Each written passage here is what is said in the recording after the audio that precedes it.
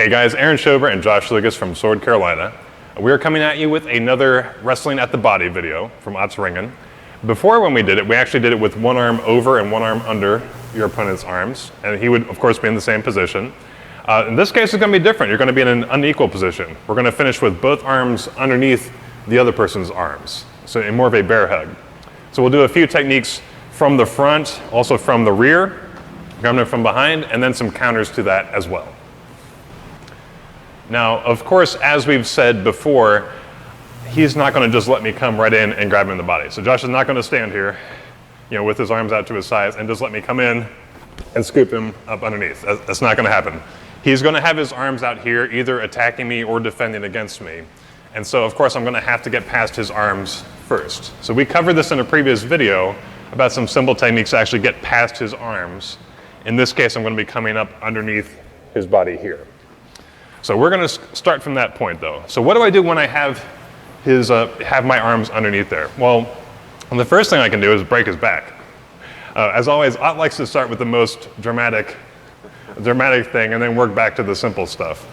So we're going to follow suit in this case. So I'm actually going to, if I've got my arms around him and he's smaller than me, or at least I feel strong enough that I can actually hoist him up, I would actually be able to grab him, pick him up, and turn him to my left side. Now in this case, I'm being very nice because you can see this would be easy for me to stick my knee under his back and just drop him down with his lower back straight onto my knee. I am not going to do that right now. You notice we also did not do that in the full speed techniques we were showing. So I'm turning to the side. Josh can testify this. Once your legs swing out from under you, you lose a lot of control. So we can just drop him down at that point, break his back on the knee. If I am not strong enough to pick him up and swing him around my body, I can also just do a simple throw, much like the barrier. So we're still in this position here. If I'm not confident enough to pick him up, I can still stick my leg out to trip him and turn him over my leg to either side, throwing him down. So that would be a simple version. Now we're adding that to the text. This is inferred from our previous videos, from the earlier in the manuscript, but it seems pretty obvious that it should work here. There are some simple counters he can do to this, though. So if I'm coming in, wrapping up underneath his arms, first of all, if we have a little space between us, either I've grabbed him around here and leaving myself a little room in front, or I'm trying to close in and I haven't quite gotten there yet. The first thing Josh could do is actually wrap his arms up and under my arms and break my arms here. Now this may or may not actually break my arms, but if you notice, it's broken my grip on his back. I have no grip here. I'm very weak in here, and he's in a good position here to actually take control of the fight. He could probably just trip me and throw me here, and it's actually painful. So that actually hurts quite a bit, so good job, Josh. All right. So that's the first thing we can do from there. Get up under their elbows, hyperextends their arms, it puts a whole lot of pressure on the tricep, doesn't feel good. So what if I do get in close though? So if I get in close all the way here, Josh is not gonna be able to get my arms. And so he's gonna have to get some real estate between us. So the first thing he can do is punch me in the throat, or like really push back against my neck, against my chin. Right, he could push back there. Just doing that is going to give him a little room. It's going to make it harder for me to pick him up and really get control of his weight. He could also come in here and actually like twist my head, twist my neck, make it hard for me to talk. Right, this is, as you notice, like this is pushing me back, it's breaking my balance. It's making it harder for me to get in close to where I can really take control of his center of gravity, pick him up, throw him. The other thing he could do is actually get in there and stick his elbow against my neck or my chest and push back. So I'm in here really close. He can get his elbow in there, push back, and then he can step back with his left leg. And now his weight's too far away. He's breaking this grip. I have less control over him here. He's moving his weight back. As he steps back, he moves his weight back, and I won't be able to pick him up. It does say to step back with the left leg. If he steps back with the right leg, it doesn't work. No, I'm just, we're just kidding. Who knows what might happen? It says specifically to do it with the left leg. I can only assume it would work the same to either side. But maybe if he steps out with the right leg, I snap his neck in half, who knows? But those are some really simple things you can do from it. and some simple counters as well. Aaron covered what to do wrestling at the body from the front side. Now let's talk about what would happen if we, gain the back. So we're wrestling at the body from the back, and it could be, maybe we got there with the technique we showed in one of the earlier videos where I strengthen on one arm and pull Aaron and gain the back. It could be a situation where he strengthens on one of my arms and tries to do a move that doesn't quite happen, but now I have that bear hug wrestling at the body. So what do we do from there?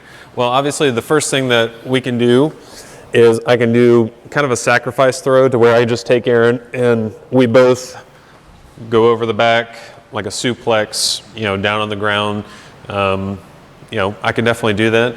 There's something easier that we could do is I can just extend my leg out and twist my upper body, and that'll throw Aaron over my leg, which is essentially the barrier. Hey, yeah. So I can definitely do that. It's one of the easier things that I can do, but being in that position is a very good place to be.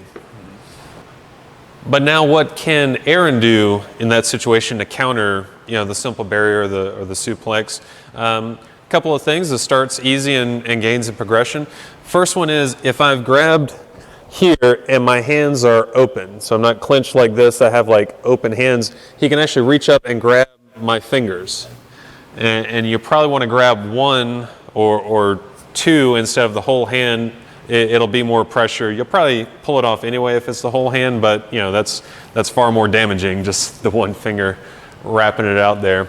So that's the simplest thing that he can do just to gain some advantage back.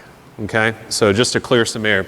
The next thing he could do is he could actually do a throw from this position where he would reach either behind him to his side and grab my leg. So you can see here my right leg is actually exposed. You're going to want to reach with both hands to grab that. And it's a situation where he's squatting down, reaching back, and with both hands taking that leg and pulling it up and would throw me back there. It may be a situation where he can actually go through his legs and grab my leg. And you can see that pulls me forward. Once again, I'm going to be falling on my back there. The last thing, so we're going into progression, is actually a very good move to where he is here and he's going to throw me forward over his back. He would want to grab my hands, kind of lock them in, and this is really good if I am pressing. Hey guys, we ran into a little audio trouble here.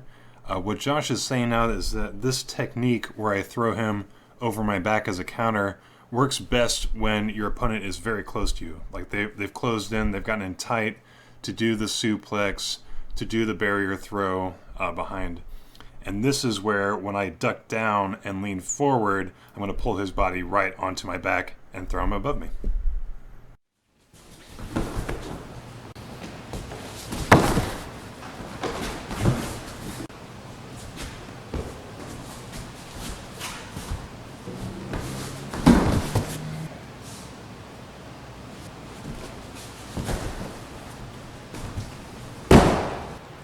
That covers wrestling at the body from the front and wrestling at the body from the back.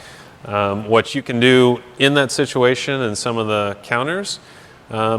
This is actually our last video in the series. So there are some other things, I know, it'll be okay. There are some other things in the manuals that you can go in. Some of it is redundant, some of it is kind of miscellaneous.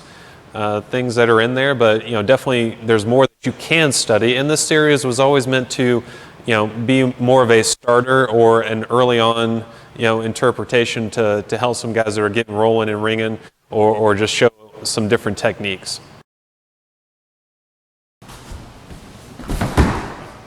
Did you step with the right foot? Left foot.